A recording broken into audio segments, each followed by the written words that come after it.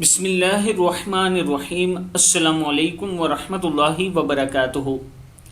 عابد راجہ channel کی طرف سے آج میں اپنے دوستوں کو رسول اللہ صلی اللہ علیہ وآلہ وسلم کا ایک فرمان بتاؤں گا۔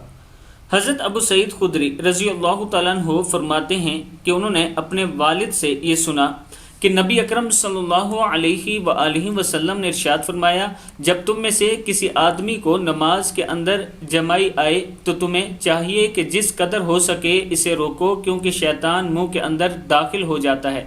صحیح مسلم کی حدیث ہے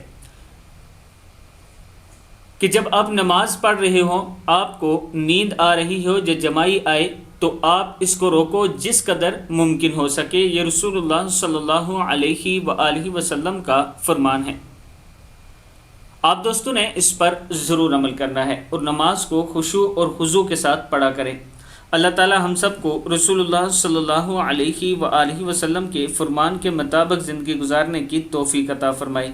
السلام علیکم ورحمۃ اللہ وبرکاتہ۔